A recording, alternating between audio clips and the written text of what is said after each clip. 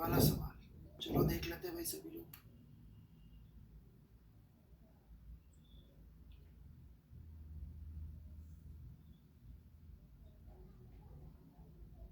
बहुत बढ़िया जेठवा जी। देखिए भाई, टेंशन निकालने का सबसे फास्ट तरीका जेठवा जी ने जो यूज किया है, अपन को मान लीजिए इस जगह पर टेंशन निकालनी है, ठीक है। ये रॉड है और हमको यहाँ टेंशन निकालनी है, इधर से x दूरी पर, ठीक है भाई। तो ये जो टेंशन होगी इस बची हुई रॉड के लिए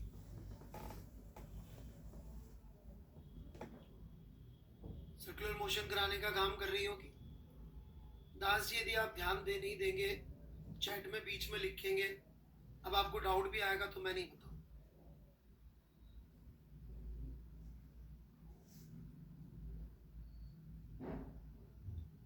और देखूंगा तो बिल्कुल नहीं। Into radius. अब रेडियस किसकी लिखूं? सारे पार्टिकल्स की तो वेलोसिटी अलग अलग है, किसकी रेडियस लिखूंगा? तो आप याद करेंगे कि यार अपन लगा रहे हैं F external is equal to MSEM। तो किसका एक्स है? सेंटर ऑफ मास का। तो सेंटर ऑफ मास की रेडियस ये हो जाएगी x plus l minus x by 2। तो ये बहुत क्रिटिकल चीज है। ये करते ही आपके पास tension as a function of x आ गया। एक बार tension as a function of x आ गया, फिर तो ये सारी चीजें मेरी पढ़ाई हुई है, ये तो फिर खटाखट हो जाता है। तो एक बार आप कॉपी कर लीजिए जेठवा जी का सॉल्यूशन यहाँ तक, फिर अपन कोई डाउट हो तो पूछ लेंगे। दास के सिवाय सबको बता देंगे। दास जी हैप्पी पूछो।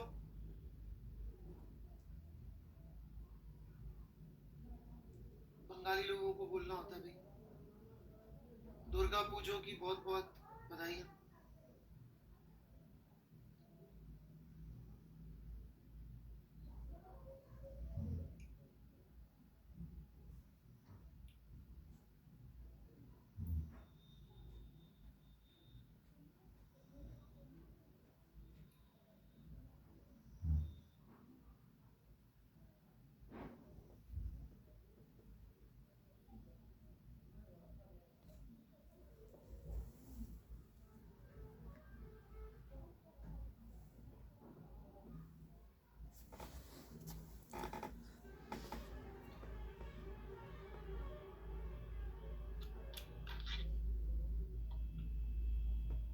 हाँ जी, एनी डाउट्स?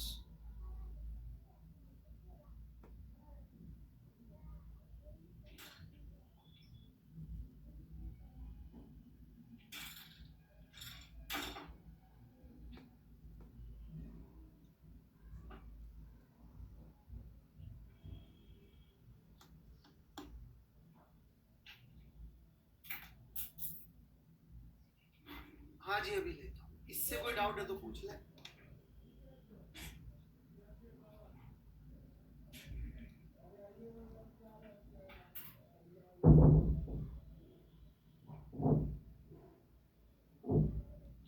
बाकी जो जो इंटरेस्टिंग गलत है वो भी बता दूंगा।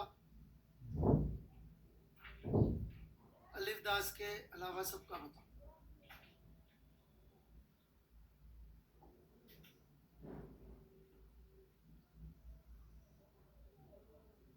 ये मिस्टेक दिख गई आपको कुशाग्र सिंह जी? चलिए,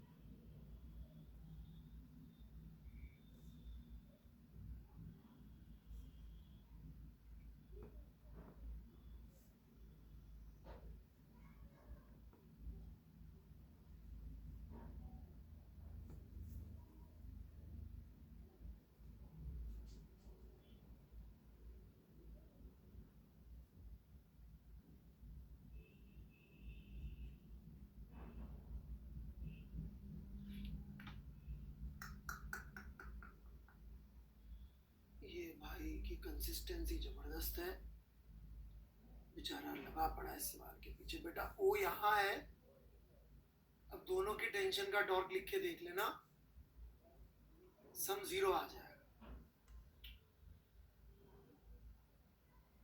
क्योंकि ये आर वेक्टर होगा तो ये एग्जैक्टली माइनस आर वेक्टर होगा, R cross T plus minus R cross T.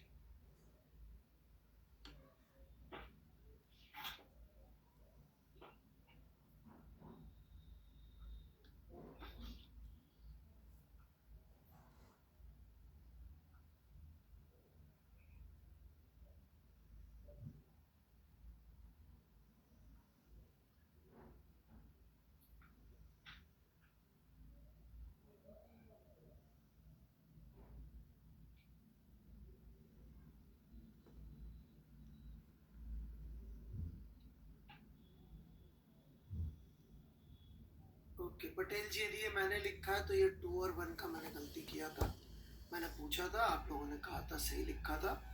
So yes, ये पूरी गलत लिखी हुई है, 2 और 1 में इसमें कंफ्यूजन था। V2 is equal to V1 plus omega 1 R into 2R, ये होनी चाहिए। ठीक है जी, my apologies for writing it wrong. Sir I am new, please guide. बेटा एक क्लास के बीच में प्रतीक गौतम जी नहीं हो पाएगा, I am so sorry. 2 lecture पहले लास्ट सिटी शुरू हुई है, आप चाहे तो वहां से सुन सकते हैं, बाकी बेटा अभी इससे ज्यादा नहीं हो पाएगा, आई एम सॉरी। क्लास पढ़ा दीजिए।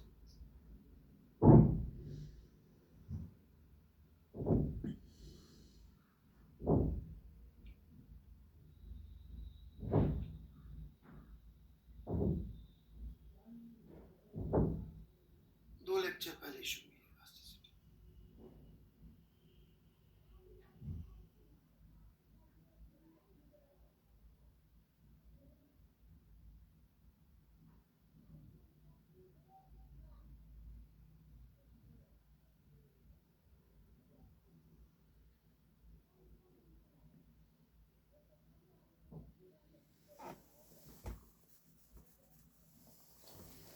चलिए जी, कुछ और भी क्वेश्चन आ गए, एक बार वो भी देख लेते हैं।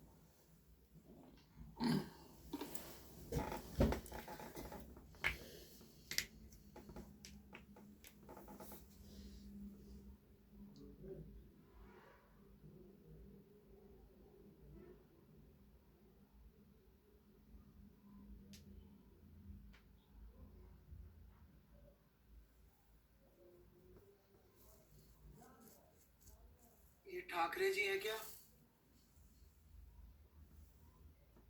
ठाकरे जी हाजिर हो।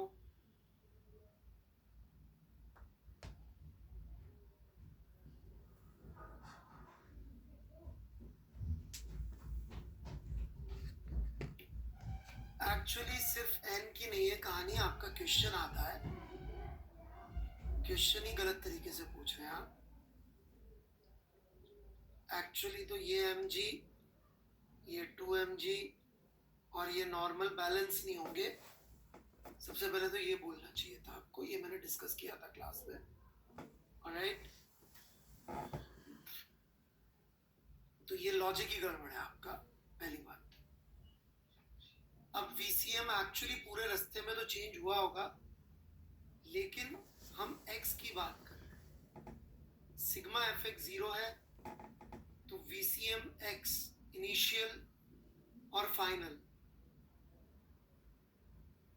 सेम हो, राइट।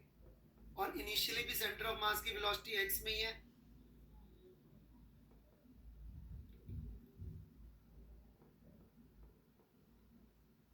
और सेंटर ऑफ मास की फाइनल वेलोसिटी का y कंपोनेंट भी 0 होगा, क्योंकि जब ये अपने हाईएस्ट पॉइंट पे होगा तब दोनों साथ साथ चल रहे होंगे v डैश से।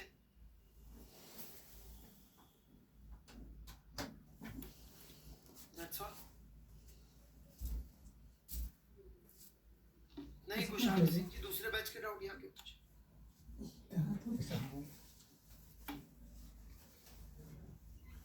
पांडे जी आप ड्रॉपर्स बैच से पूछ रहे हैं क्या डाउट? गलत बात है भाई, वहां पूछिए।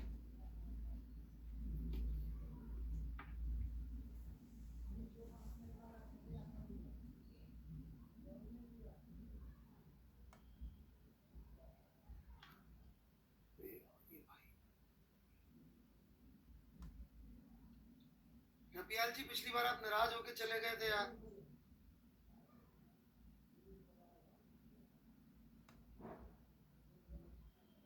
अभी है क्या आप?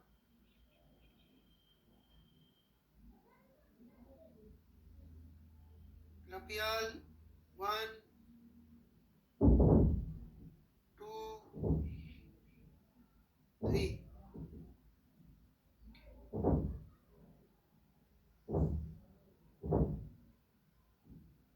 11. Yeah, it's a very challenging question. It looks a good job. Let me come to it. आपको मेरी एडवाइस समझ में आई क्या रापियाल जी? कुछ एडवाइस दिया था मैं पिछली क्लास में आपको। क्या एडवाइस दिया? क्या करना चाहिए पहले हमको? This is good. Excellent. This is what you should do. अपना टाइम और एनर्जी कहाँ लगाना चाहिए?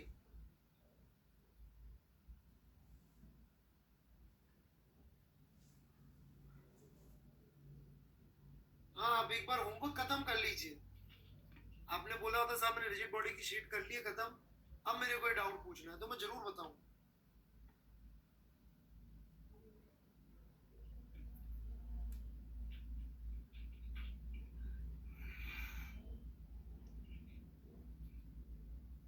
अरे यार एक मिनट। Excellent attempt. डिस्कस मैं इसको अभी करता हूँ, है ना?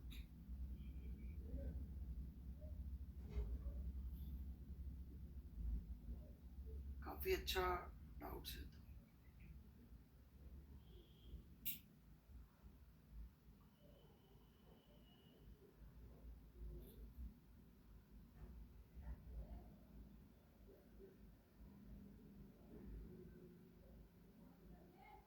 अरे यार आकाश पटेल जी, आपने कैलकुलस मुझसे नहीं पढ़ा है ना? सच सच जल्दी से जवाब दे दीजिए प्लीज। बेटा आपको कुछ कैलकुलस भगवान जाने आप क्या सीख के आए हैं। जब वेरिएबल डेल्टा एल है तो लिमिट में डेल्टा एल की लिखेंगे, जो कि डेल्टा एल होगी, एल नहीं होगी। वेरिएबल एल नहीं है यहाँ पे। Change in length, it is D of change in length. Change in length का डी है। चेंज इन लेंथ पहले कुछ नहीं था, और टोटल जीरो से एल तक जाएंगे तो डेल्टा है। बिल्कुल एक्स पे चले जाएंगे तो यहाँ तो छोटे जीरो ही लेंथ है, यहाँ से चल के यहाँ तक जाएंगे तो total change in length delta. ऐसे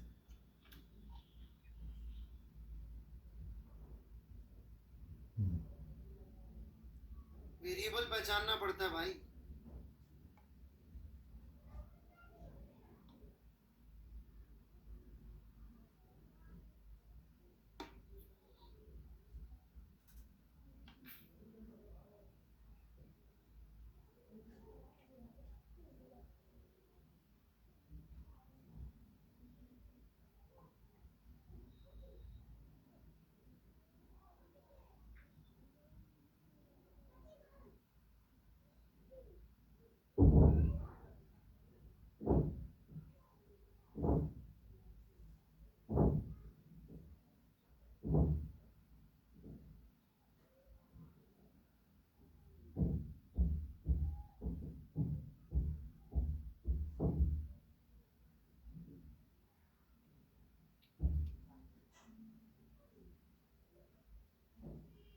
ठीक है, इसमें अप्रोक्सीमेशन मारने की सारी कलाकारी थी। ये कलाकारी यदि आपने सही कर ली तो आंसर आ जाएगा। ठीक है, हालांकि मैं अभी समझा।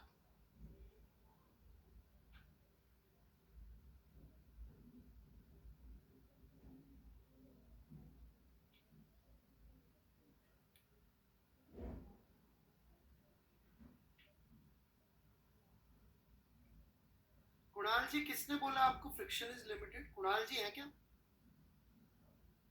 Who told you friction is limited on tire? आपने कोई एक्सपेरिमेंट्स परफॉर्म किए? नहीं, म्यू बोलने से क्या होता है?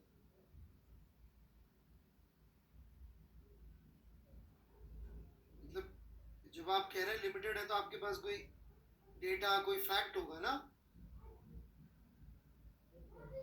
हद आदमी हो यार, बस म्यूएन बोलने से लिमिटेड हो गया वो।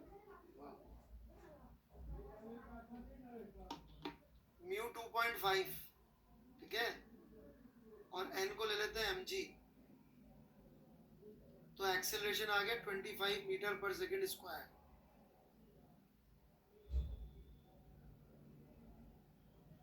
ठीक है, 100 किलोमीटर पर आवर, मतलब 100 इंटू 5/18, ये हो गई आपकी स्पीड मीटर पर सेकेंड। कितना टाइम आ रहा है? 100 इंटू 5/18 बटा 25।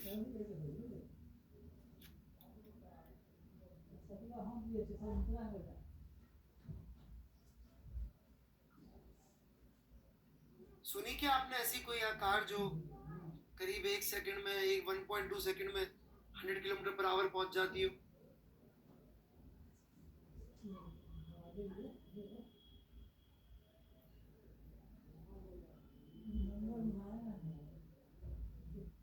सिर्फ लिमिटेड बोल देने से लिमिटेड नहीं होता।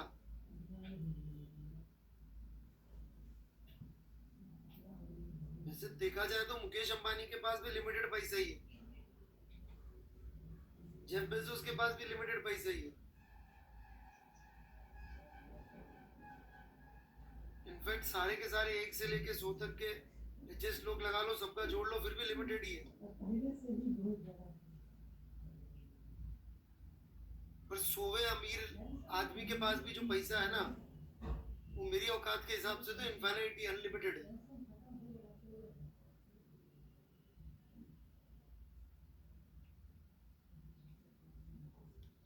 दिल पे नहीं लेता बेटा वर्ड को।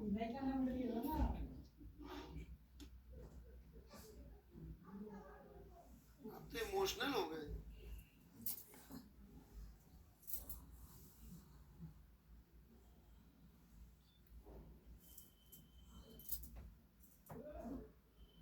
और कोई डाउट?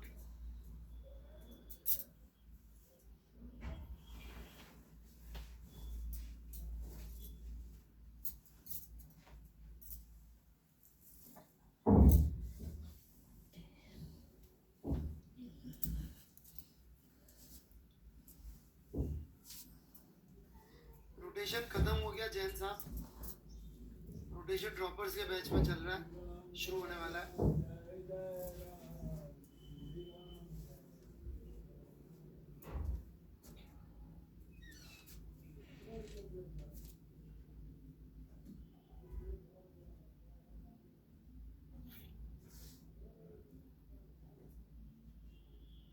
कोई बात नहीं जी, और क्या क्या काम बचे ये बता दीजिए मुझे, डिस्कस कर लेते हैं अपन।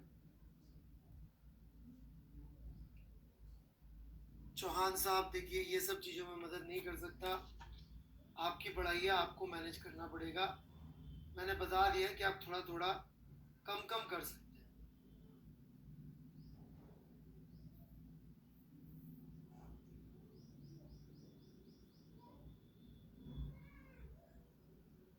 क्या क्या दिया था मैंने, वो तो पढ़ाना है मुझे। अरे यार, ये COM का 2019 का क्वेश्चन रोज रह जाता है यार, इसका वीडियो कब बनाऊंगा मैं? आज ही रिमाइंडर डालता हूँ वापस से मंडे का। रुक जा, अलार्म लगा।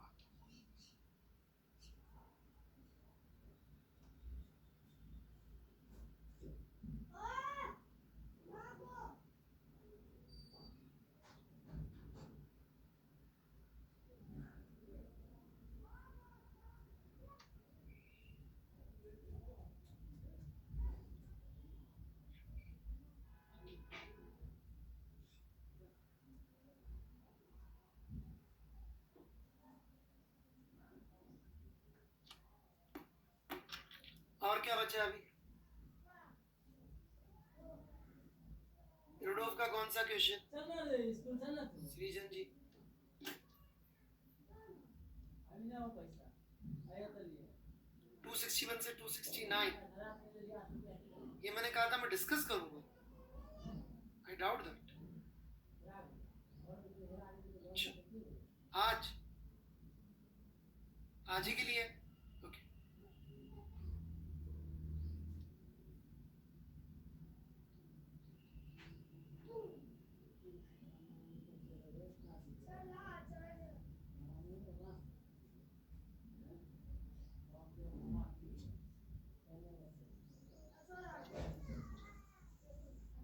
आज के लिए नहीं कहा था, सबने कर लिए सॉल्व।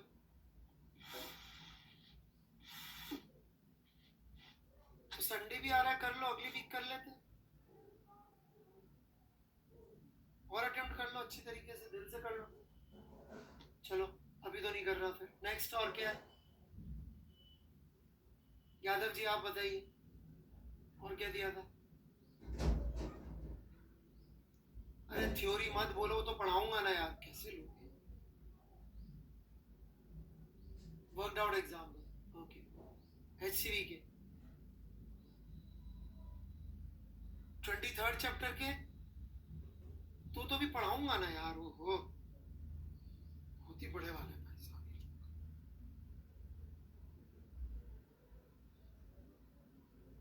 पढ़ा तो लेने दो।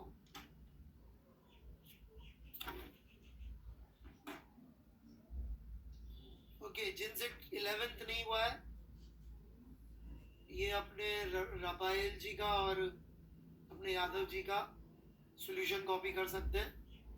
यादव जी का सॉल्यूशन यही कहीं था, ऑलराइट, ये कॉपी कर सकते हैं। इसमें मैंने फालतू से कैलकुलेशन कर रखी है, कुछ लोगों के बहकाने की वजह से मैंने उड़ा दी, ठीक है।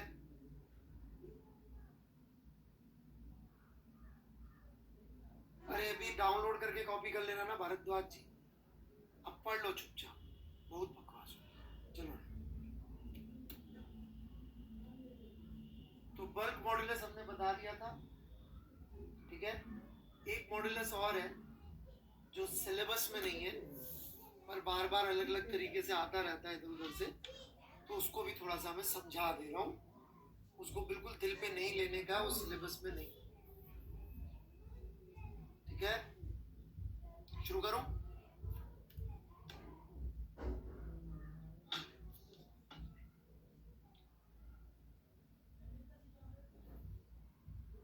यार निहत पढ़ाने दोगे तो पढ़ो।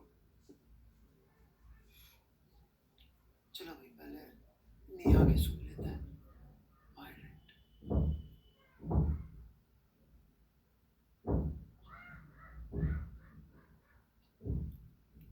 ओके, अब कोई बच्ची इतनी बार बार रिक्वेस्ट करे तो ऐसे मना नहीं करते लड़कियों को, राइट? अच्छा, मैंने ही बोला था क्या? उप्स।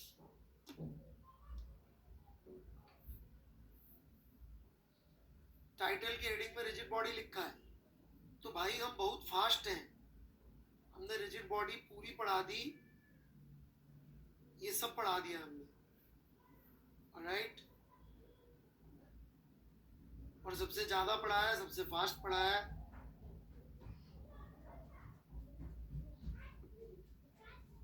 क्योंकि हम 5 महीने से पढ़ा रहे हैं। या फिर हम बहुत स्लो हैं? बिल्कुल सही, या तो हम सबसे स्लो हैं या सबसे फास्ट, क्योंकि 5 महीने से एक ही चैप्टर पढ़ा रहे थे। चलिए जी, तो निहत जी ने जो मुझे याद दिलाया, माफी चाहता हूँ मैं निहत जी, मैंने आपका नाम पढ़ने में गलती कर ली थी, ऑलराइट। सो पॉइजर्स रेशियो, ठीक है, इसको पॉइजा बोलते हैं। फ्रेंच मुझे अच्छी तरह से नहीं आती, पर थोड़ा और फ्रेंच उसमें बोले, Poisson, okay, so it's Poisson ratio, ठीक है। जैसे पेरिस में ऐसे बोलते हैं बॉन्जियो, बॉन्जियो, ऑलराइट। इनफैक्ट वहाँ पे बॉन्जो नहीं बोलो किसी जगह पे जाके, तो वो जो है सामान ही नहीं देंगे, भगा देंगे या फिर बहुत गंदे तरीके से ट्रीट करेंगे, राइट। पेरिस में सब जगह जाके गलत प्रोनाउंसिएशन में बॉन्जियो बोलना पड़ता है। नहीं, रेसिज्म नहीं है वे, तमीज है कि आप मिल रहे हो, गुड मॉर्निंग, हेलो, नमस्ते, राइट। क्या आप में इतनी तमीज भी नहीं है कि हाँ राम राम, क्या आप राम राम भी नहीं बोलते, राइट। पेरिस में इट वाज वेरी इंटरेस्टिंग। यदि आप जाओ कॉफ़ी शॉप पे और उससे काउंटर पे कॉफ़ी लो और वहीं पी लो, तो वो 2 यूरो की होती थी। यदि आप ऐसे बैठ जाओ रेस्टोरेंट में टेबल पे और वो लाके सर्व करे, तो वो 4 यूरो की होती थी। और यदि आप बाहर बैठना चाहो रेस्टोरेंट में, ऐसे वॉक पे भी लगी होती है, राइट, साइड वॉक्स पे भी टेबल लगी होती है, वहां जाके बैठना चाहो तो वो 7 यूरो की होती है, सेम कॉफ़ी। बहुत मस्त लोग, राइट। तो ये उसी के देश से आया, पॉइजा, पॉइजाज रेशियो, राइट। ठीक है, वहीं का रहने वाला।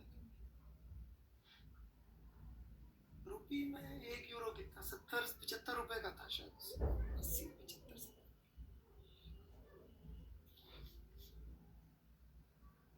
हाँ, वेदांग ऐसा वाला काम वहां पे कर रहे थे, लेकिन जनरली पाकिस्तानी कर रहे थे ऐसा काम उधर, जो आप कह रहे हैं, ऑलराइट।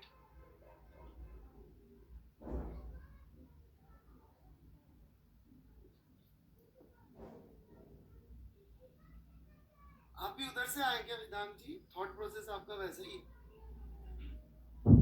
है जी। और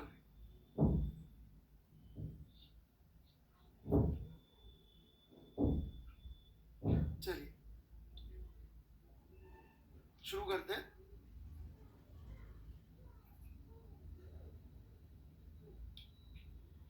पाकिस्तानी आपके हिसाब से बिजनेस माइंडेड होते हैं? वाह, कितने लोगों को लगता है बंदा उधर का ही है?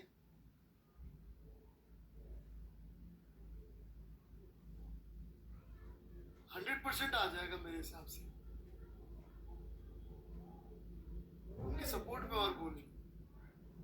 चलो भाई पोल करते हैं, कई साल हो गए, कितने लोगों को लगता है कि ये भाई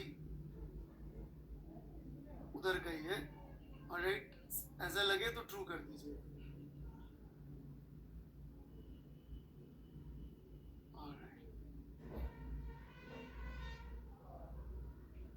कुछ लोगों को फॉल्स भी लग रहा है। अच्छा, मुझे तो 100% आए।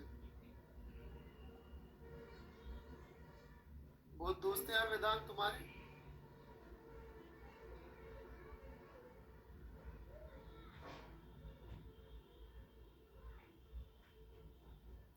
चलो भाई शुरू करें।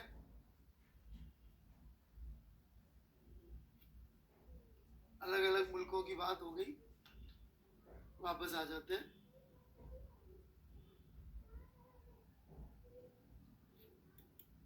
पॉइजन रेशियो आइडिया क्या है? आइडिया ये कि मान लीजिए हमने एक रॉड ली और इस रॉड को अपन ने खींचा, राइट।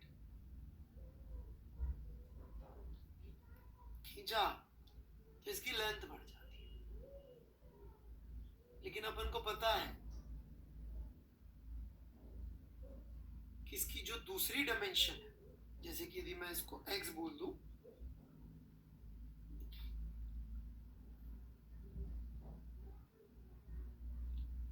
तो इसकी x डायमेंशन को यदि मैंने बढ़ाया, तो आप देख सकते हैं कि इसकी y और z डायरेक्शन में कुछ कमी आई। दिख रहा है सबको?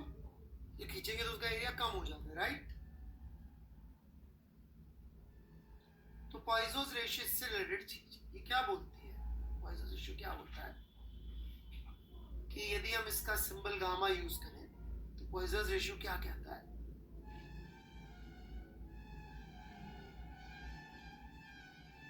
strain in X,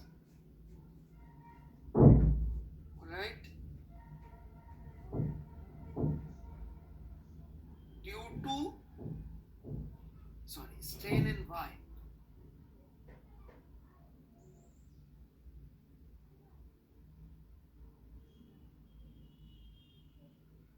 due to stress in X, not due to itself.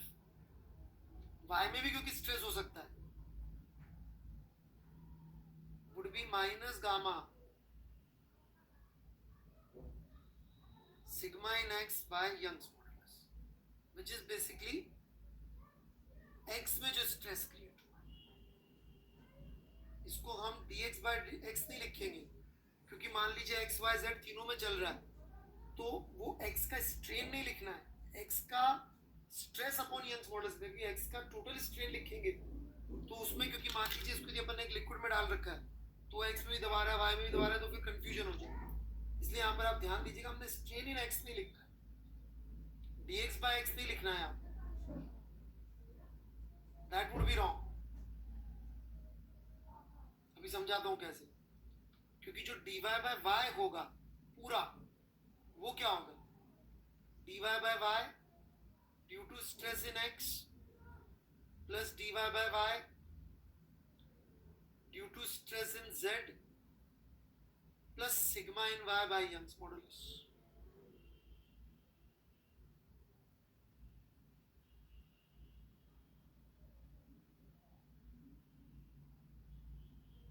क्योंकि हर डायमेंशन से लग रहा हो सकता है ना फोर्स।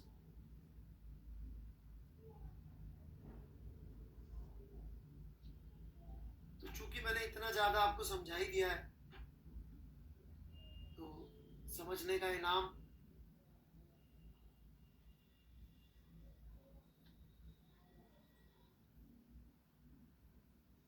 दे दूं समझने का।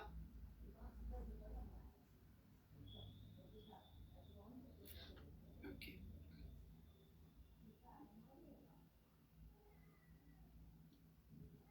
ये इनाम है जी, Rudolph 299 फर्स्ट चैप्टर। अगली क्लास में करके ले आइएगा, पोस्ट मैं बोलूं तब पोस्ट करना, पहले ही मत कर, नहीं तो फिर दास जी की तरह प्रॉब्लम हो जाएगी।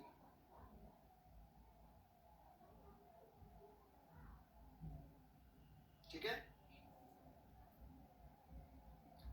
ऐसे करना चाहे तो 290 से 299 तक 297 छोड़ के कर सकते हैं first chapter.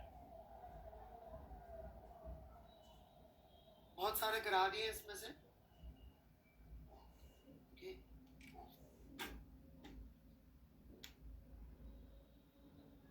Poisson ratio clear है, इधर खींचा तो जो बाकी की दो डायमेंशन में चेंजेस हैं, और जो इक्वेशन लिखी है 299 के सॉल्यूशन में बड़ी मदद करेगी, क्योंकि अल्टीमेटली हम लोगों से 299 में क्या पूछ रहा है, पॉइजन रेशियो, बल्क मॉडुलस और यंग मॉडुलस में रिलेशनशिप होनी चाहिए कि नहीं होनी चाहिए।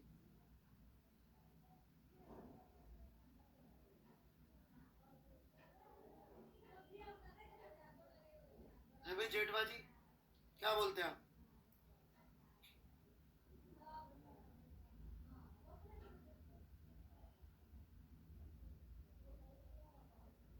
युवरायण जी, प्रोफेसर साहब,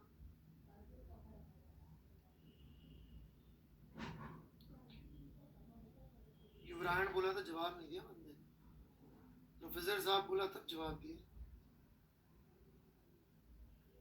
चलो कोई नहीं प्रोफेसर साहब,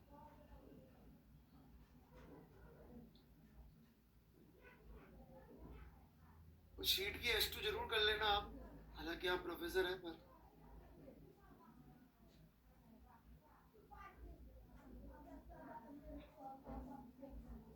फिर मैं आपकी थ्योरी पक्का पढ़ूंगा। जैसे ही आप जिस दिन रिजिड बॉडी की शीट खत्म कर लोगे ना, मैं आपकी थ्योरी बिल्कुल तबीयत से पढ़ूंगा, प्रॉमिस।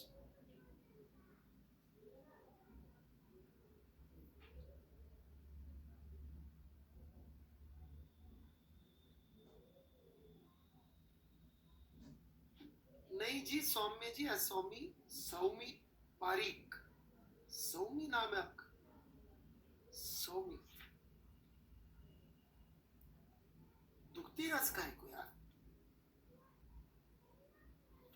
आप और मैं शायद एक ही चीज चाहते हैं कि आपकी रिजिड बॉडी बहुत बढ़िया हो जाए।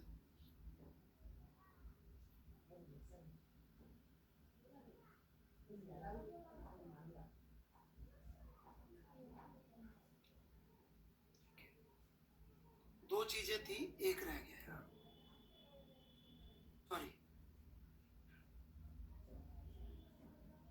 क्या पढ़ाने वाला था यार? कुछ लिखा था मैंने, फिर ये निगत ने कुछ बोला, मैं भूल रहा हूँ। कुछ तो रहता है यार पढ़ाने। अरे यार देश पांडे, चुप हो जाए यार। अच्छा, ओके ओके, ठीक है। यस, एक और मॉड्यूल है जो सिलेबस।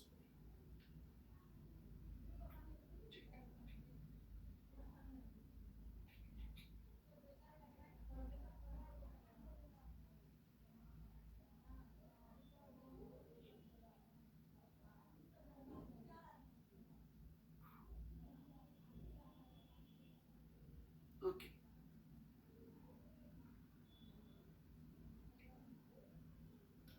तो देखिए, ये दो अलग अलग नामों से अपने सामने आएगा।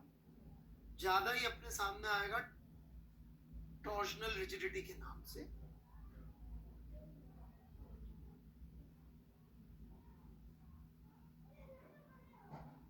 और ज्यादा यूजफुल तरीका सोचने का है शेयर मॉडुलस। ठीक है,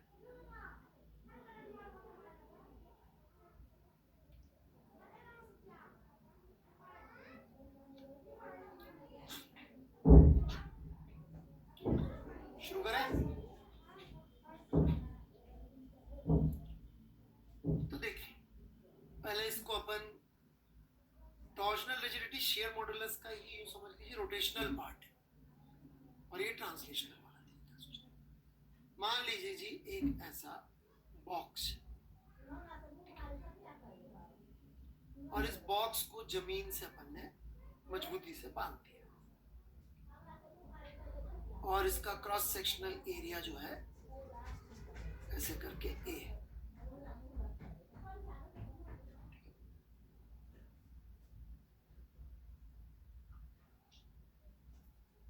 और इसको हमने ऐसे F फोर्स लगा के खींचा पैरेलल टू द सरफेस। ठीक है,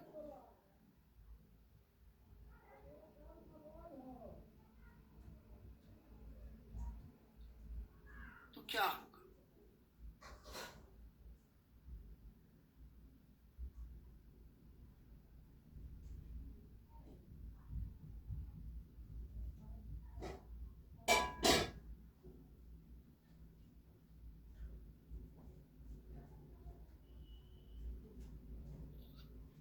ये ऐसे आगे शिफ्ट हो जाएगा। चित्र बना लीजिए आप।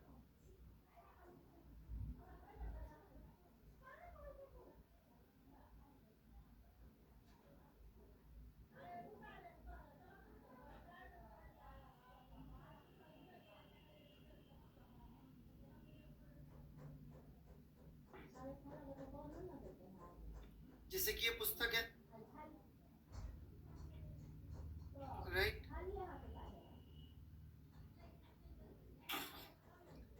इस पुस्तक को यदि मैं ऐसे करता हूं तो जो इसमें क्रिएट हो रहा है ना, दिस इज शियर। ऐसे करता हूं तो कंप्रेस, ऐसे करता हूं तो टेंसाइल। लेकिन इसको सरफेस के पैरेलल ही पुश करता हूं,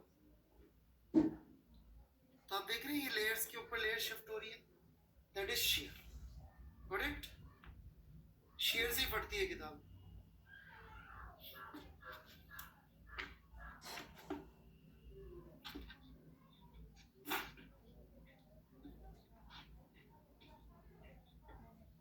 बड़े आगे,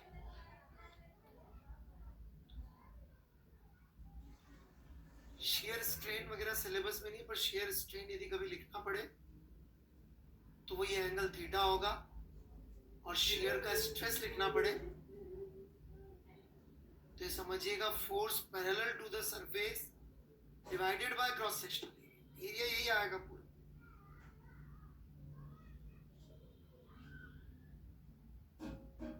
एरिया ये नहीं आएगा, एरिया पैरेलल वाला है, ये एरिया नहीं आएगा। मैं फिर से बता दूं, नॉट दिस, दिस। फोर्स कौन सा आएगा? पैरेलल टू द सरफेस, जो एरिया लिखा। हेलो रघुवंशी जी, कैसे आना हुआ क्लास के बीच में? आधी क्लास तो खत्म हो चुकी है।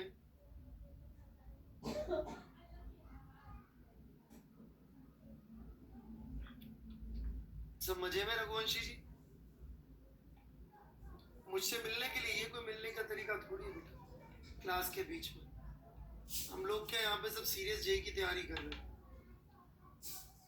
राइट? कतुरे जी, वो एरिया में ज्यादा चेंज हम लेते नहीं, इनिशियल और फाइनल में।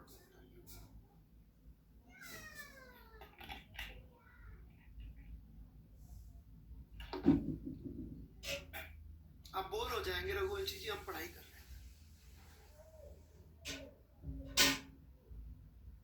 बेटा। मेरी क्लास में कोई सीरियस बच्चा लेट नहीं आता।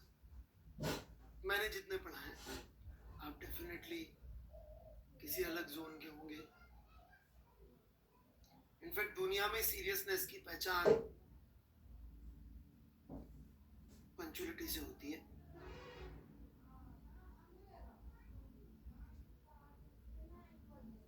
बोलने से नहीं होती, एक्शन से होती है।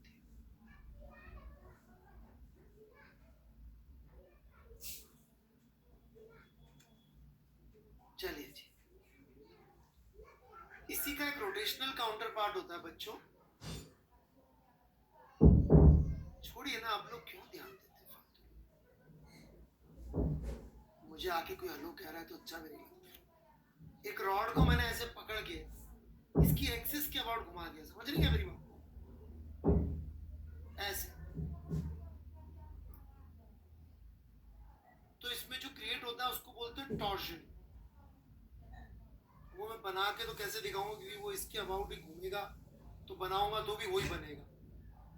टॉप व्यू में देखना है तो ऐसे देख लो, थीटा घूम जाए। समझ रहे क्या? जैसे आप लोगों ने, आप तो घर पे रहने वाले लोग हैं, शायद कभी किया ही नहीं हो जिंदगी में। यहाँ पे कोटा में पढ़ा रहे होते तो बिल्कुल क्लियर होता है, सबने किया होता है। कितने फिर भी शायद किसी ने किया, गीले कपड़े निचोए हो किसी ने, पोछा लगाते हुए निचोते बार बार ऐसे, राइट?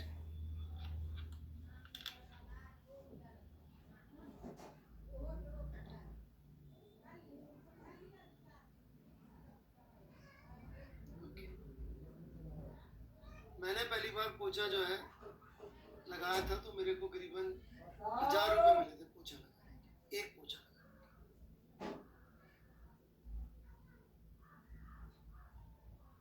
आईटी दिल्ली में लगाया था एज अ फ्रेशर, सीनियर के रूम में। तो वहां पोछा वोछा लगाया था रैगिंग में। तो पोछा लगवाने के बाद आईटी दिल्ली में ट्रेडिशन था, अभी पता नहीं, सीनियर्स किताब दे देते थे। सेकेंड ईयर वाले फर्स्ट ईयर के बच्चों को फर्स्ट सेमेस्टर की किताब देते थे।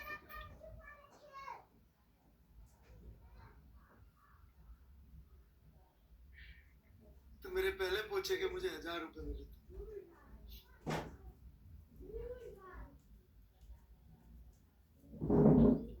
Ragging is legal Jha? नहीं, बिल्कुल नहीं। इनफैक्ट हमको सीनियर्स ने पढ़ाया, सिखाया था कि हम तुम्हारी रैगिंग कर रहे हो, डीन आ जाए और पूछे ये क्या चल रहा है, they are supposed to reply, sir, ragging is banned in IIT Delhi. This is a friendly interaction going between seniors and juniors for our own improvement.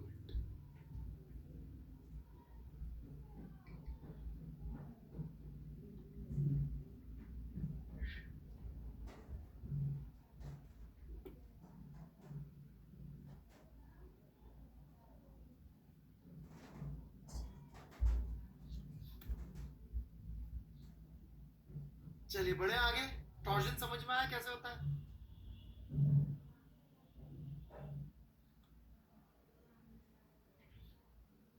Khandelwal जी, शादी का काफी आइडिया है आपको।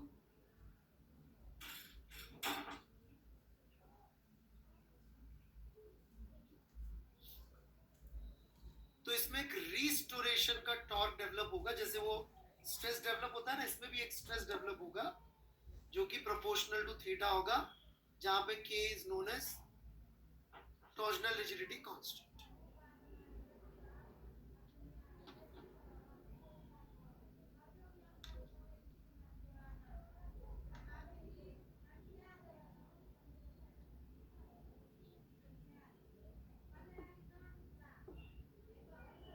क्लियर है?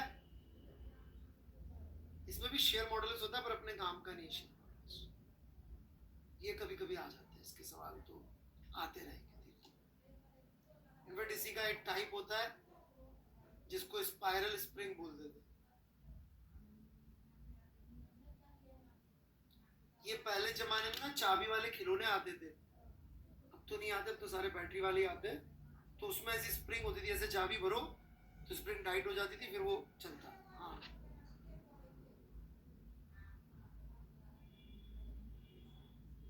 हाँ, वो बंदर वाले थे कि गधे वाले, मेरे को याद नहीं है। राइट,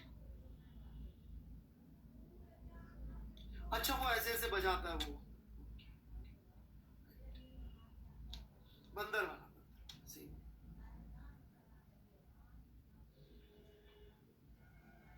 चलिए, बड़े आगे खिलौनों पे बात हो गई है तो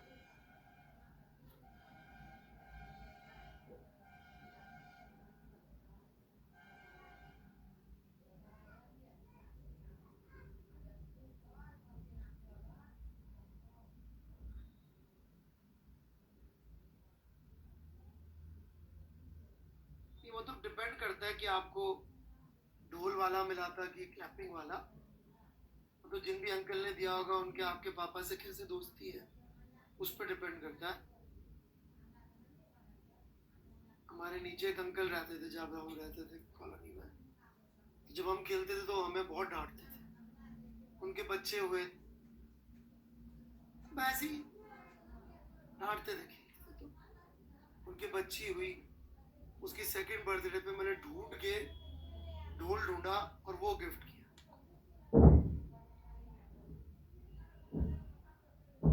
बहुत प्यार से।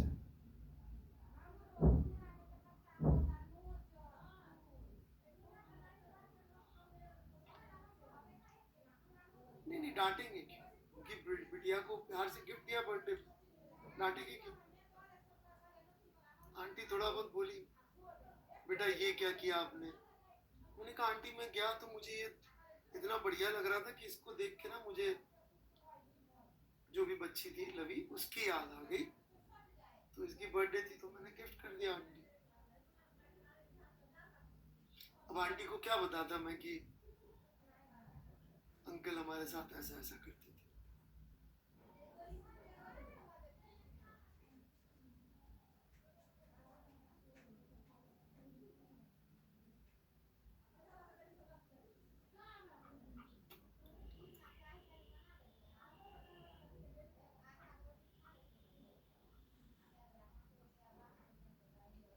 अरे कोई ऐसी दुश्मनी थोड़ी है, अभी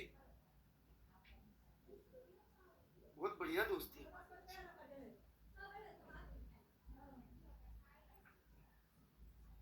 उनके बेटे को बाद में मैंने पढ़ाया भी है, उनकी बेटिया के भी, उस बच्ची की अभी शादी भी हुई थी,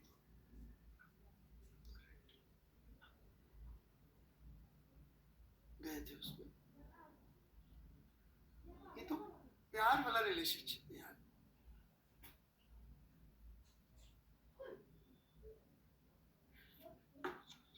सालों पड़ोसी थे हमारे।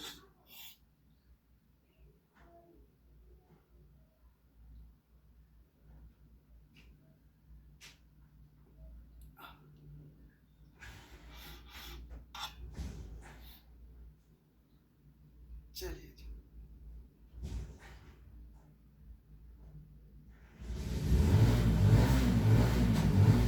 जैसे स्ट्रेस स्ट्रेन का जो आपको थोड़ा सा यानी गलत बन गया था, मुझसे जब भी बनाता हूँ ये थोड़ा ज़्यादा डिप कर गया, इतना डिप नहीं करना है, let me try it again. ये जब भी 2-3 बार में सही बनता है मुझसे।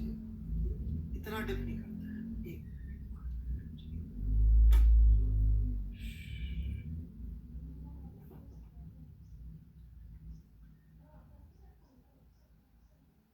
राम आराम से पढ़ा दिया भाई मैंने, बहुत ही बकवास बोरिंग चैप्टर है यार, जान निकल जाती है। रिजिड बॉडी पढ़ाना मुझे ज्यादा अच्छा लगता है इसके ऊपर।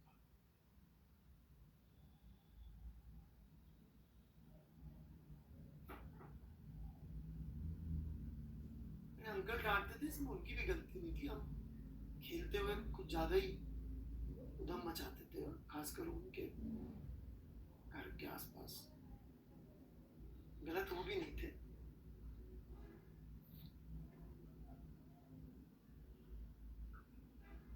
गलत मैं भी नहीं था।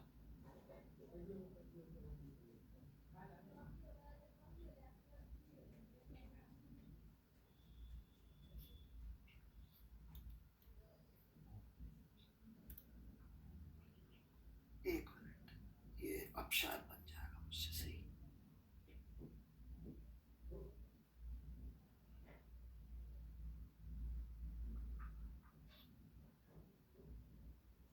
चलिए जी, हो गया। Here we go.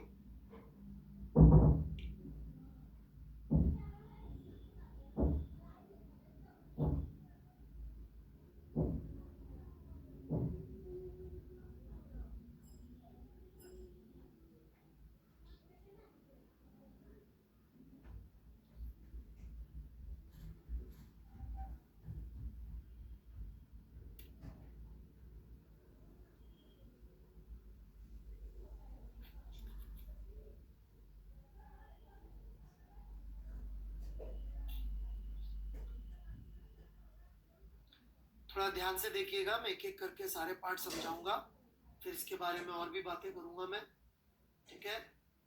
ये एक मेटल वायर का है, हम इसी का समझा रहे हैं, बाकियों के नहीं समझा रहे। ये सब इंटरेस्टिंग बातें, सारी बातें तो यहां से यहां तक इलास्टिक लिमिट है। इलास्टिक लिमिट का क्या मतलब है, पहले ही समझ लीजिए। इसका मतलब ये है कि यदि मैंने यहां ले जाके छोड़ा तो वापस यहां पहुंच जाएगा, मतलब जितना भी डिफॉर्मेशन हुआ होगा वो वापस रिफॉर्म हो जाए। समझे क्या बात? बेसिकली यदि अपन कोलिजन की भाषा में बात करें तो E इज इक्वल टू 1 वाली लिमिट में है अभी, ठीक है।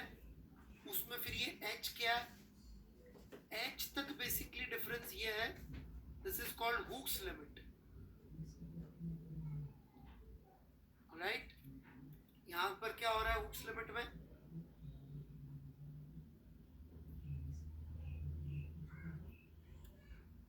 इसमें स्ट्रेस और स्ट्रेन जो है वो उसका रेशियो कांस्टेंट है, ये भी इलास्टिक लिमिट के अंदर ही,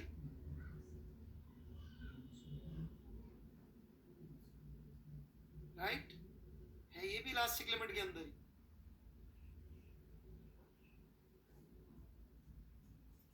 गॉट इट?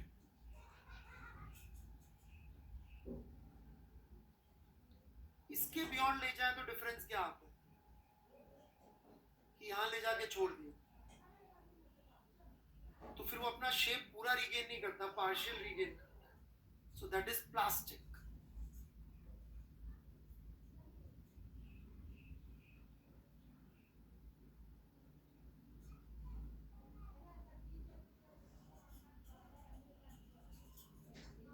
ठीक है।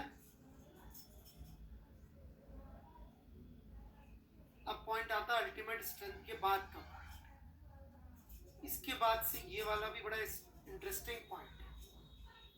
एक बार अल्टीमेट स्ट्रेंथ को क्रॉस कर जाए, खींच रहे खींच रहे खींच रहे, एक मैक्सिमम स्ट्रेस आया, अब उसके बाद यदि आप फोर्स बरकरार भी रखे तो स्ट्रेस बरकरार नहीं रहेगा, मटेरियल फ्लो होना शुरू हो जाएगा, क्योंकि आपके स्ट्रेस को अभी तक ये रिस्पॉन्स दे रहा। अभी तक तो क्या हो रहा था, जैसे आप टेंशन बढ़ाते थे तो स्ट्रेस बढ़ जाता था, अब नहीं बढ़ेगा। अब आप टेंशन मेंटेन भी रखेंगे तो भी वो कम होता चला जाएगा।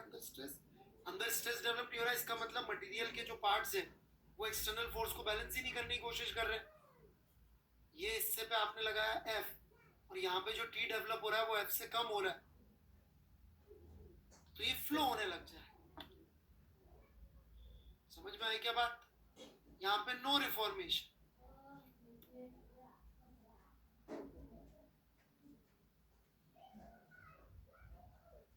जो भी यहाँ पर आया परमानेंट चेंज है, कुछ वापस जाने की इच्छा नहीं रखी।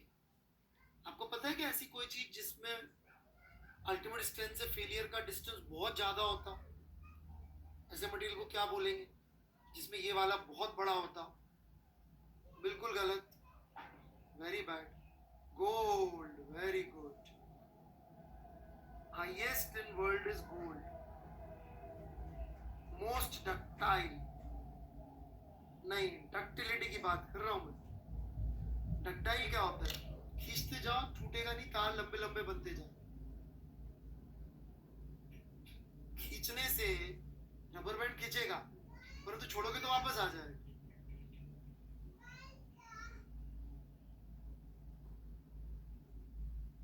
जबकि जिसकी डक्टिलिटी ज्यादा होगी उसको खींचते जाओ टूटेगा ही नहीं, और अपनी लेंथ भी मेंटेन रखी। इसी का उल्टा होता है ब्रिटल, जहां अल्टीमेट स्ट्रेंथ और फेलियर बिल्कुल चिपके हुए होते।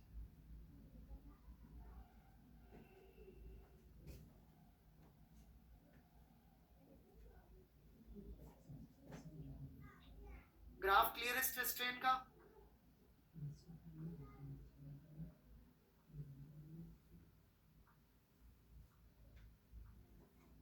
अब एक बात समझिएगा, ऐसा नहीं है कि दुनिया के सारे मटेरियल यही फॉलो करते हैं। जैसे कि यदि आपने किताब में पढ़ा हो तो उसने तो क्या कर रखा है, रबर का बना रखा है स्ट्रेस स्ट्रेन ग्राफ, और सीधे यही बनाया उसने। क्यों? क्योंकि वो होता ही उसमें ये वाला पार्ट है, बस उसमें ये पार्ट बहुत छोटा होता है। This part is very very small, और ये आगे भी पार्ट नहीं होता। ये सारे पॉइंट अल्टीमेट स्ट्रेंथ फेलियर सब ये घुस जाते हैं, बस H से E तक का ही पॉइंट ऑफ एक्टिविटी देखा जाता है। तो ऐसा जरूरी नहीं सबका ऐसे ही होता, कईयों का अल्टीमेट स्ट्रेंथ और फेलियर एक ही पॉइंट हो जाता है, जो कि हाईली ब्रिटल होंगे, जैसे पिग आयरन और ये सब। कास्ट आयरन होता है ना हाईली ब्रिटल,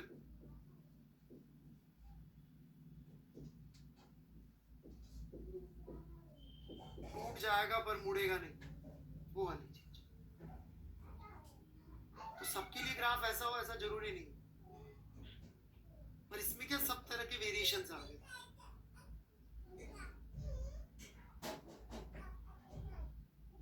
ठीक है भाई?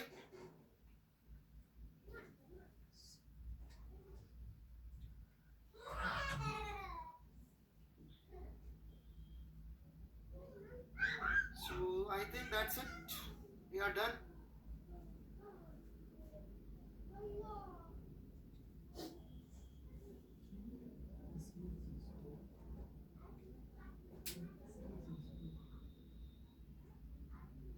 समीर श्रीवास्तव जी, ये छोटे बच्चे करते हैं तो ठीक लगता है, चिंगम को ऐसे खींचना खूंचना। ऑलराइट, मत करा करिए अब तो ऐसा,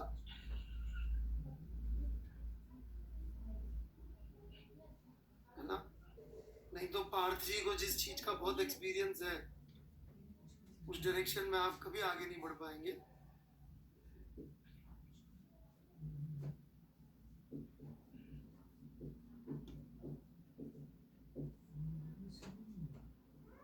नहीं, सडन बिग फोर्स पे काम नहीं चले।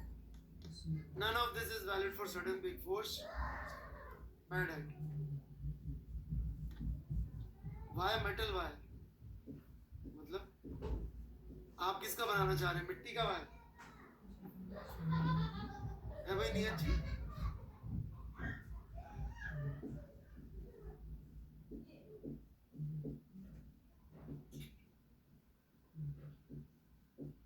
अरे मैंने कब बोला यार, मैंने कहा था ये मेटल वायर के लिए बनाया गया है, इसमें सारे वेरिएशन दिखते हैं इसलिए।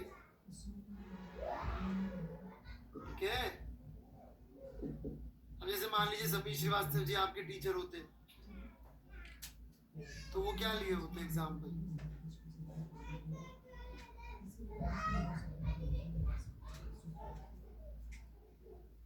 ठीक है,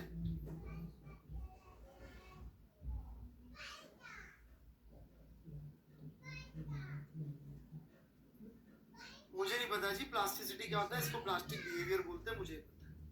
ठीक है, मैं नया चैप्टर शुरू करूंगा यार, पक गया हूँ, बोर हो गया।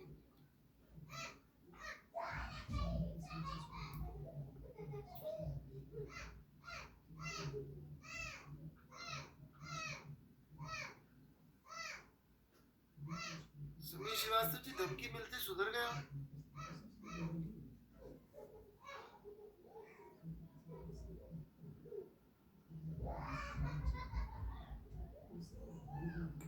मैंने कौन सा खौफ दिखाया भाई?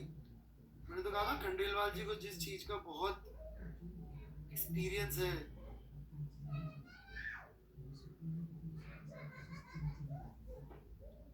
आप उस डिमेंशन में फेल हो जाएंगे। खंडेलवाल जी को किस चीज का बहुत इंटरेस्ट है?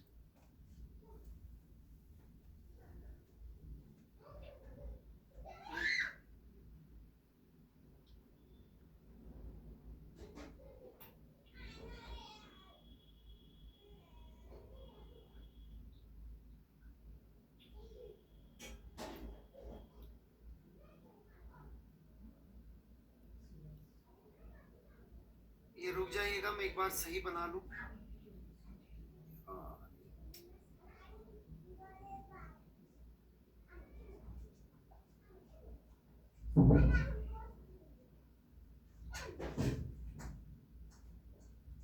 चलिए मान लेते हैं सही है।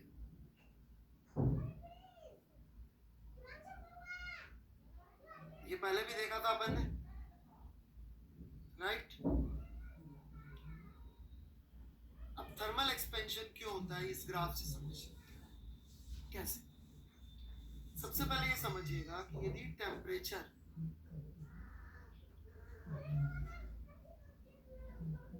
जीरो केल्विन होता तो सारे मॉलिक्यूल चुपचाप आर नॉट डिस्टेंस पे रहते, कि कोई वाइब्रेशन नहीं होती। समझ में आती है क्या बात? मॉलिक्यूल्स के बीच का सेपरेशन फिक्स आर नॉट रहता है। यदि अपन टेम्परेचर बढ़ाएंगे तो क्या होगा? मॉलिक्यूल्स दूर जाएंगे और पास आएंगे।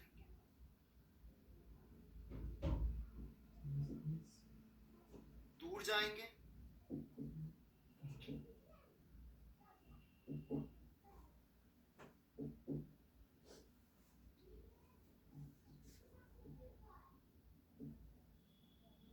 और पास आएंगे।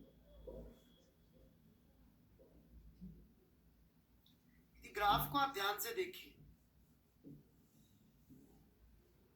तो दूर ज्यादा जा रहे हैं, पास कम आ रहे हैं, क्योंकि ग्राफ अनसिमेट्रिक है।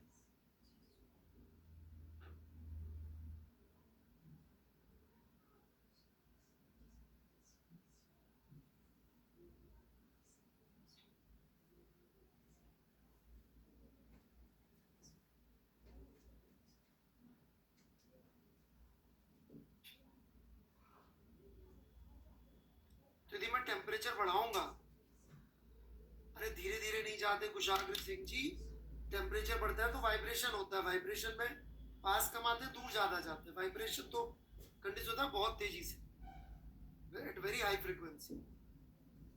ठीक है कुशाग्र सिंह जी, धीरे धीरे क्यों दूर जाएंगे? वाइब्रेट कर रहे हैं लाइक दिस, दिख भी नहीं रहा होगा। कैमरे की फ्रेम रेट से ज्यादा तेजी से करूंगा तो गायब हो जाएगा।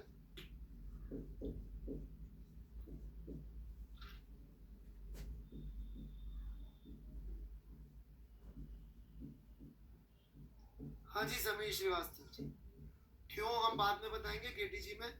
मुझे लगा आपको फिजिकल केमिस्ट्री में बता दिया होगा, नहीं बताया तो हम बता दूं। यदि एवरेज सेपरेशन देखेंगे किसी टेम्परेचर θ1 पे, तो वो ये रहा होगा, ब्लू लाइन पे नहीं आएगा, यहां आएगा। टेम्परेचर और बढ़ा दें तो एवरेज सेपरेशन और बढ़ जाएगा। तो आप देख सकते हैं कि टेम्परेचर बढ़ते बढ़ते एवरेज सेपरेशन बढ़ता है।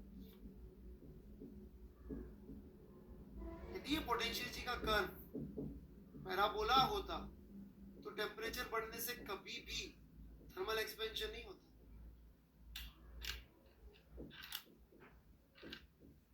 या ये उल्टा होता, मतलब इधर ज्यादा इधर कम होता, तो चीजें कॉन्ट्रैक्ट करती।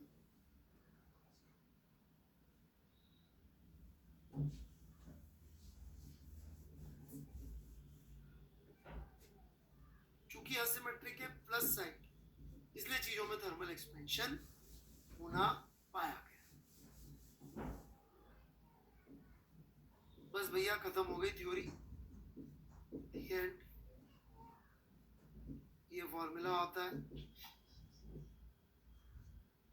भगवान ने दिया, alpha is thermal expansion coefficient.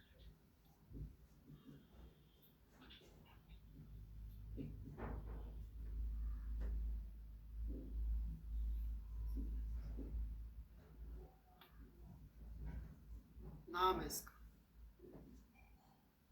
L naught, temperature θ0 पे था, delta theta is basically θ1 minus θ0। तो ऐसे करके चीजों की लेंथ ओवरऑल बढ़ जाती है। एक बार लिख लीजिए, फिर हम बात करें।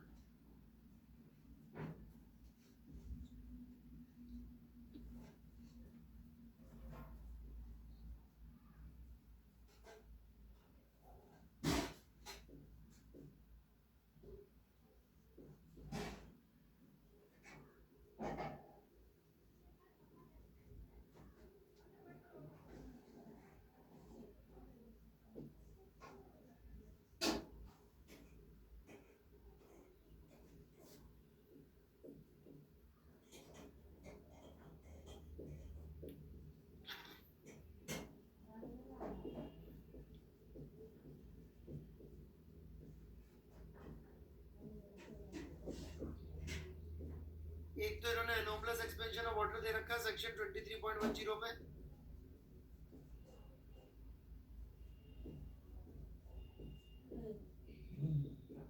हाँ जी, 0 केल्विन।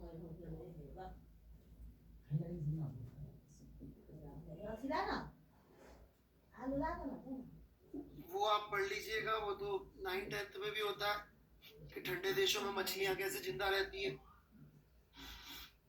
और विजय सर ने भी बताया, आप लोग बता रहे। हालांकि विजय सर का मच्छियों में ज्यादा इंटरेस्ट नहीं होगा।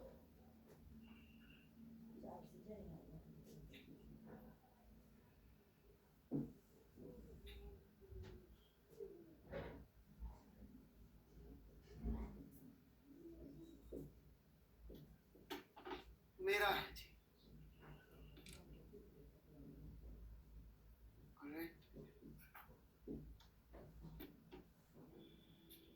चटर्जी बुलाएंगे ना मुझे खाना खाने।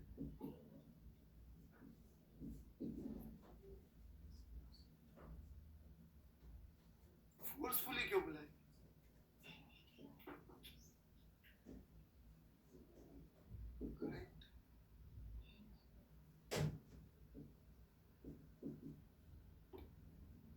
बड़े आगे तो वो तो एनॉमलस समझा चुके हैं। उसके अलावा का फॉर्मूला है सीधे सीधे, उसमें मैं आप कोई दुनिया में कुछ नहीं कर सकता। ये है बस, ये ऐसे आसमान से एक बार प्रकट हुआ, ऊपर से आवाज आई, बच्चा जब भी कोई बॉडी में थर्मल एक्सपेंशन हो लेंथ में तो ये चेप देना। ऐसे आकाशवाणी हुई थी, तब से यही चला। ठीक है जी, कोई डाउट इसमें किसी को? नियत चीज का आंसर जानना है तो आप ईश्वर की खोज में जाइए, जहां से आया है तो वहीं आपको अपने अंदर से इसका जवाब मिलेगा। ठीक है,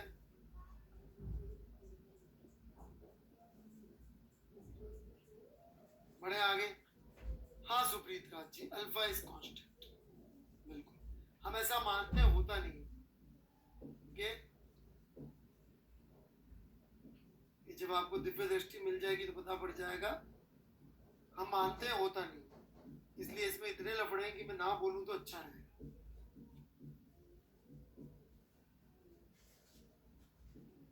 पार्थ जी, जैसे अपन शादी के बारे में बातें नहीं करते ना खुल्ला खुल्ला, राइट, बिल्कुल वैसे इस फॉर्मूले के बारे में बातें नहीं करते। आप तो समझ रहे होंगे, आपका तो एक्सपीरियंस है इतना।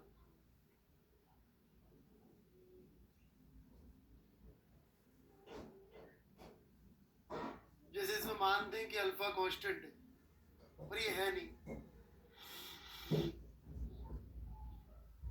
तो मत दिमाग लगाइए, फॉर्मूलों पे सवाल पे आ जाते हैं, फालतू परेशान होंगे, कोई यूज नहीं।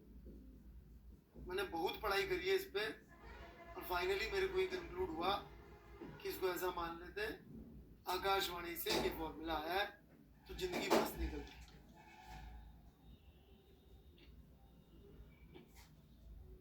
फिर भी आपको पंगे लेने तो आपकी इच्छा भाई साहब।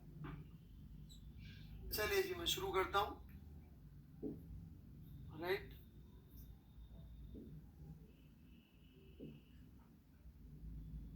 पार्थ जी, आपको समझ में आ गया ना, क्यों नहीं कर रहा मैं डिस्कस? देखिए, एक्सपीरियंस्ड आदमी और आप में अंतर, राइट, ठीक है।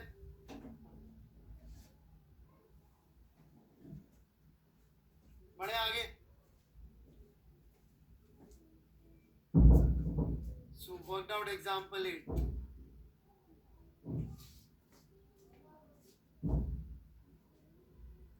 आप खुद सोचिए, वर्मा जी ने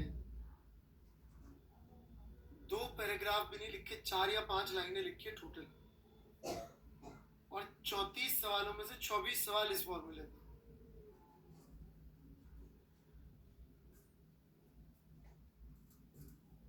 और जिसपे पूरा चैप्टर रंग रखा है उस पे 10 सवाल।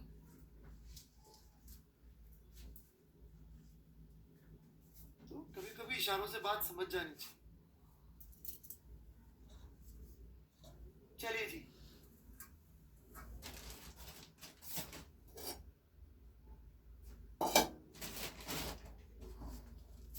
तो कंपोजिट सिस्टम की लेंथ पूछे तो उसमें कुछ दिमाग लगाने जैसा है ही नहीं। L1 1 plus alpha 1 delta theta plus L2 1 plus alpha 2 delta theta कर दीजिए, कंपोजिट सिस्टम की नई लेंथ आ जाएगी। कोई डाउट?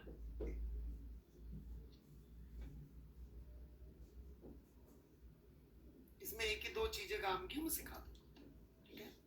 भरोसा रखिए, मुझे पता है कहाँ पे क्या पढ़ाना है। मेरे पे विश्वास कर लीजिए, वर्मा जी पे कर लीजिए, किसी पे तो कर लीजिए। मुझ पे और वर्मा जी दोनों पे नहीं है तो फिर क्या कर सकते,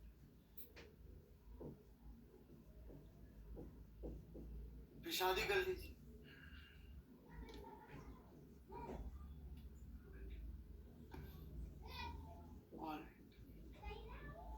An iron ring measuring 50 in diameter is to be shrunk on a pulley which is this in diameter, all the minimum temperature, the ring should be heated. अब वो क्या कर रहा है, अब वो लेंथ को जो है ना वो पाई इंटू डायमीटर लिखना चाह रहे हैं, ठीक है। ठीक है भाई, लिख लो, हमारे क्या चाह रहे।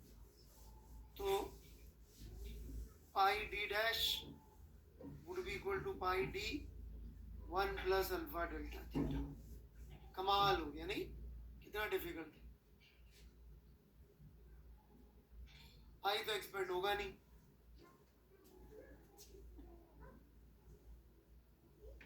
कोई ज्यादा जोश में पाई पे मत लगा देना कि pi is equal to pi 1 plus alpha delta theta.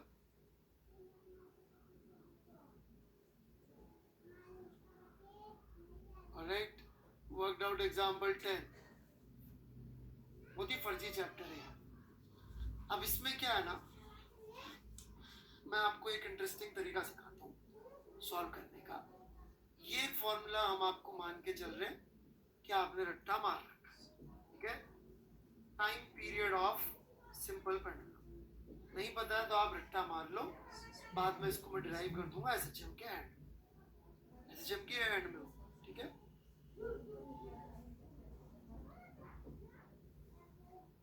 तो मैं आपको एक बढ़िया तरीका सिखाता हूँ।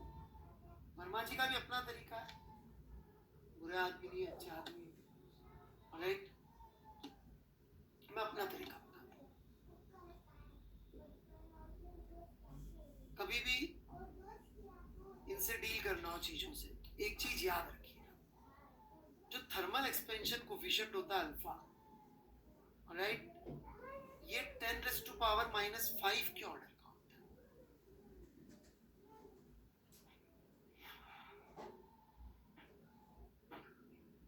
इसीलिए हमको रोजमर्रा के जीवन में थर्मल एक्सपेंशन का कोई ऐसा असर नहीं दिखता कि अपन जैसे भी सर्दियां आने वाली हैं तो अपनी टेबल जो है वहां घुस जाएगी, थर्मली कॉन्ट्रैक्ट होगी सारा। गर्मी आई तो छत तक पहुंच गई, ऐसा कुछ होता नहीं, right. You barely notice thermal expansion. You notice it.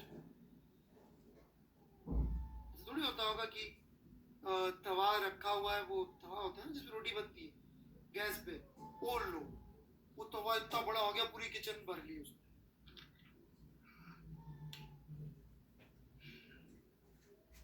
Does it happen like that, right? तो alpha is very very small. तो ऐसी स्मॉल चीजों से डील करने के दो रास्ते हैं, दोनों एक ही आदमी ने बनाए थे, हमारे परम गुरु, जहां से हमारी गुरु शिष्य परंपरा की शुरुआत होती है, भगवान, बेसिकली भगवान, राइट। बाइनोमियल और कैलकुलस। तो वर्मा जी ने इसमें लगाई है बाइनोमियल। मैं आपको सिखाता हूं एक जबरदस्त फास्ट तरीका।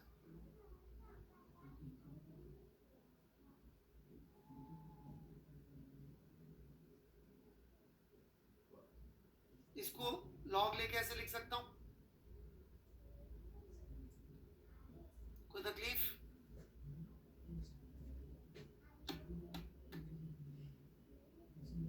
इसको डिफरेंशिएट कर,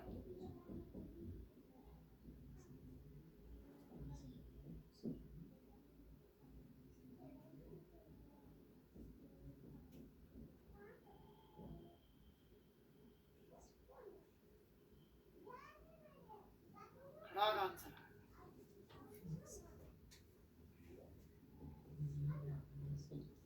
फ्रैक्शनल लॉस ही पूछा है वर्मा जी ने, ये तो फ्रैक्शनल लॉस है।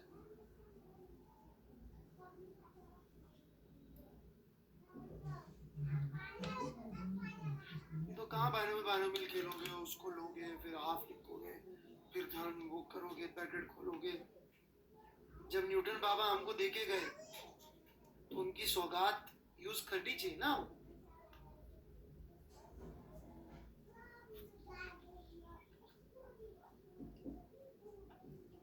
अरे राहुल सोनी जी सिखाया बाइनोमियल अप्रोक्सीमेशन, बकवास ना करें आप।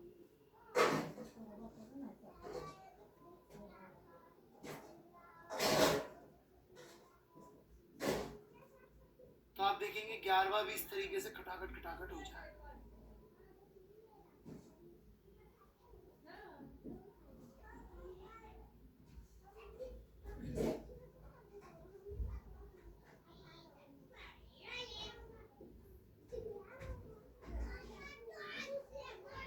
हाँ जी सर, 11 में फ्रैक्शनल गेन ऑफ टाइम में बेस में T20 क्यों नहीं किया? T20 तो लिया। सॉल्यूशन देखिए यादव साहब। अरे भाई T20, वो T0 किस काम का है आपने? अरे वो छोड़ो, वो फिर आप कॉम्प्लिकेशंस में जा रहे हो। मेरे को आंसर पता है, आप भी परेशान होंगे, मेरे को दे दूंगा आंसर। सुन लो मेरे क्या, अल्फा जो है ना, मैंने अभी क्या बोला था, कांस्टेंट होता नहीं है, मान लेते हैं, तो वो एक्चुअली क्या है ना, जीरो पे डिफाइन होता है अल्फा। इसमें तो नहीं है टेबल इरोडोव, वो आपके पास तो इरोडोव के एंड में देखना अल्फा डिफाइंड है कि इस टेम्परेचर पे अल्फा है, तो वो बेस क्या जनरली 0 डिग्री सेल्सियस पे डिफाइन करते हैं, कई जगह 25 पे दिया होता है। तो यदि उससे ज्यादा बड़ा टेम्परेचर जा रहा हो तो फिर अपन बेस चेंज नहीं करते, वहीं से लिखते हैं। मतलब फालतू परेशान हो गए मेरे, क्या है L20 को हम L01 plus alpha into 20 minus 0 लिखेंगे और L40 को ये लिखेंगे।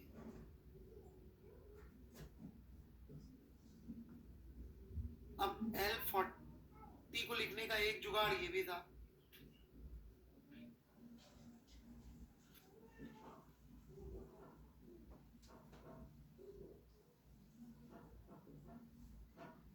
कि सीधे सीधे लिख देते हम। आप बोलेंगे सर ऊपर वाले दोनों को घटा लो, यही तो आ रहा है। वो बस नहीं लिखते ऐसा, क्योंकि वो ऐसे घटा के नहीं निकालते हमसे, खासकर जब डिवीजन होता हो ना तब गलतियां हो जाएगी। देश पांडे जी रहने दो ना यार, क्यों जा रहे हो कॉम्प्लिकेशन। काम का होता तो मैं जरूर सिखा देता, अब तो सबने बंद कर दिया इसको, मतलब एनसीईआरटी ने भी हटा दिया है चीज। पुरानी एनसीईआरटी में तो अब यादव साहब कुछ बोल देते तो जवाब देना बनता है, ब्रांड इमेज है उनकी ऐसी। आप बोलते देश पांडे जी तो मैं टाल देता।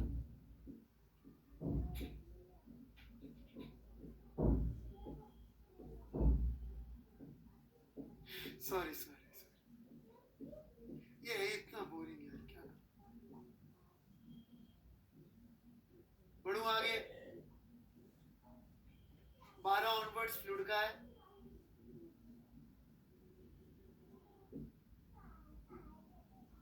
हाँ इरोडो में देखिए उसमें जो टेबल दे रखी है ना, तो फ्लूइड का तो मैं आज नहीं पढ़ा रहा, मैं एक दूसरी इंटरेस्टिंग चीज आपसे डिस्कस करता हूँ, ठीक है।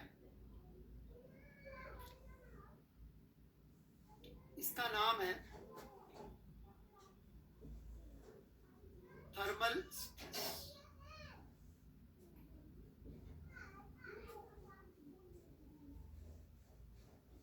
सवाल ये है कि जी एक एल नॉट लेंथ की रॉड है, जमीन पे पड़ी है, ठीक है, टेम्परेचर थीटा नॉट है, अल्फा थर्मल एक्सपेंशन कोफिशिएंट, जमीन पे पड़ी है चुपचाप, टेम्परेचर बढ़ाया अपन ने, थीटा 1 कर दिया, कितना थर्मल स्ट्रेस, कितना यंग्स मॉडुलस y है, क्रॉस सेक्शनल एरिया a है, कितना इसमें स्ट्रेन क्रिएट होगा, कितना स्ट्रेस क्रिएट होगा, how much strain, temperature theta naught से थीटा 1 हमने बढ़ा दिया,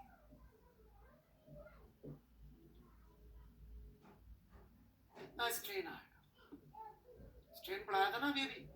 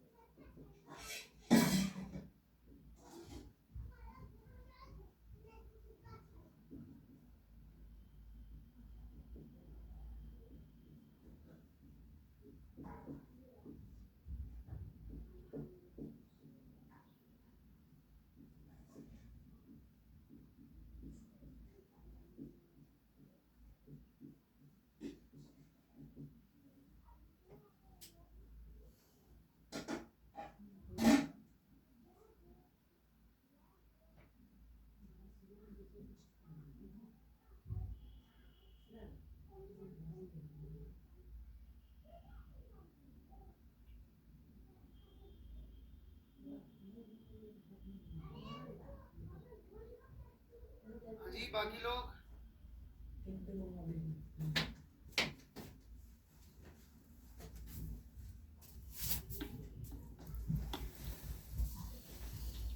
करेक्ट आंसर 0 ही है, वो नहीं है, क्योंकि स्ट्रेस या स्ट्रेन भात के अंदर कितना तभी डूबा है डेवलप तो में होगा पानी जब लगे कोई ऊपर में भात रहे उस टेम्परेचर पे इसकी लेंथ कितनी होनी चाहिए, इस टेम्परेचर पे एल नॉट की L1,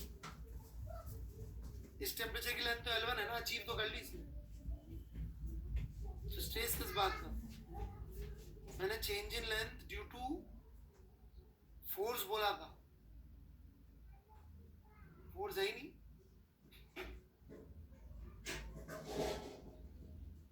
अब मान लीजिए दीवार है दो, जो कि ऑब्वियसली फिक्स्ड है, उनके बीच की दूरी L नॉट है।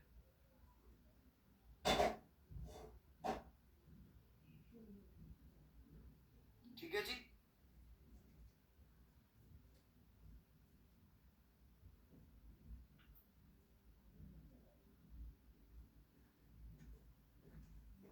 Temperature theta naught. अब यदि हम टेम्परेचर बढ़ा दें तो चेंज इन लेंथ कितना होगा, 0। दीवार है तो एक्सपेंड तो होने नहीं देगी।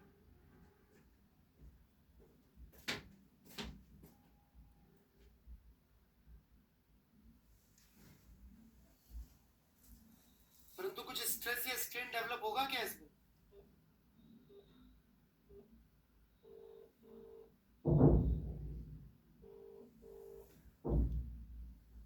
यस, क्योंकि इसकी लेंथ भले ही अभी भी L नॉट दिख रही हो, और होनी कितनी चाहिए थी, L1 सॉरी L1 होनी चाहिए थी, which is L not 1 plus alpha delta theta,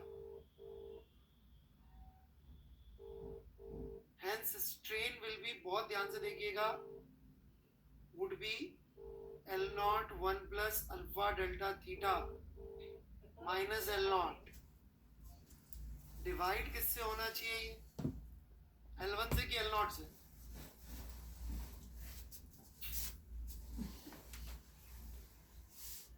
actually L1 से डिवाइड होना चाहिए, क्योंकि इस टेम्परेचर की बेस लेंथ कितनी है, लेकिन हम चीजों को आसान रखने के लिए L नॉट से डिवाइड कर देते हैं, क्योंकि L not 1 plus alpha delta theta लिखेंगे वो होता ज्यादा है नहीं, डिनोमिनेटर में इतना सारा कचरा रखने का कोई फायदा होता नहीं है, तो इसलिए हम इसको डिवाइड L नॉट से कर देते हैं, तो इसको गायब कर देते हैं, राइट, और हम लिख देते हैं strain would be alpha delta theta, and very important, stress would be Young's modulus into alpha delta theta, और यहां से होते हैं लफड़े शुरू। क्यों, अल्फा डेल्टा थीटा छोटा है, नो प्रॉब्लम, यंग्स मॉडुलस बहुत बड़ा है,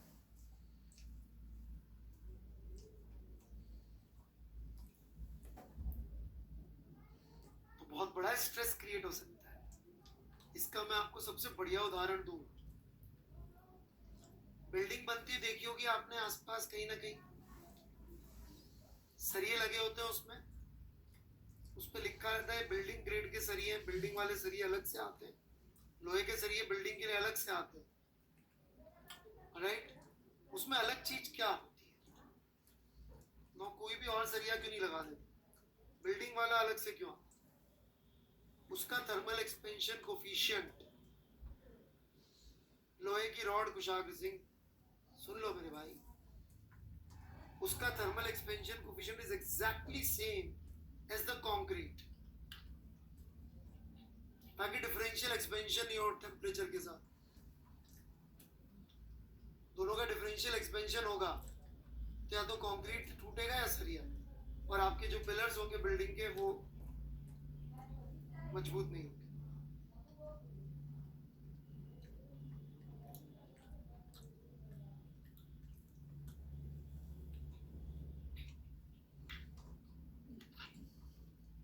एक सवाल देता हूं मैं आपको इस पे जाते जाते,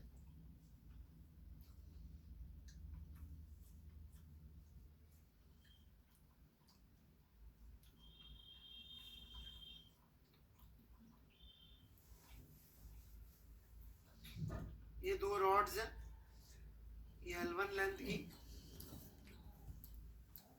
और alpha 1 thermal expansion coefficient, y1 Young's modulus, A cross sectional area, ये दूसरी रॉड है।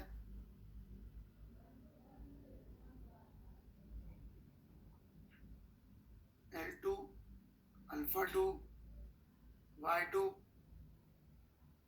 ठीक है, ए क्रॉस सेक्शनल एरिया। यदि टेम्परेचर डेल्टा थीटा बढ़ा दे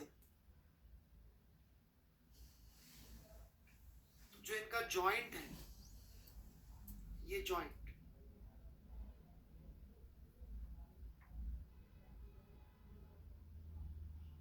ये कितना मूव होगा, कितना शिफ्ट।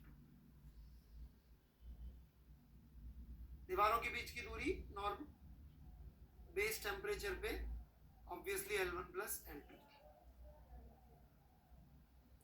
सवाल क्लियर है सबको?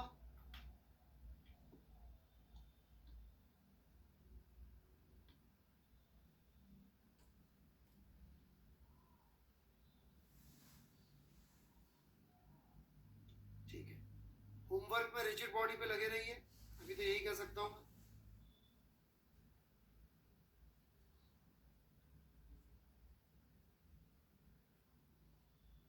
ठीक है, बाकी इलास्टिसिटी के सवाल सॉल्व कर सकते हैं आप। Bye bye. रूट करना है, ये कट जाएगा, मेरे अंदर बच रहा है v नॉट स्क्वायर बाई 2, उसकी पावर बच रहा है हाफ। मेरा आंसर है v not by root 2, v not by root. Very good, बहुत बढ़िया, बहुत बढ़िया। Thank you, thank you. अगला सवाल देखिए।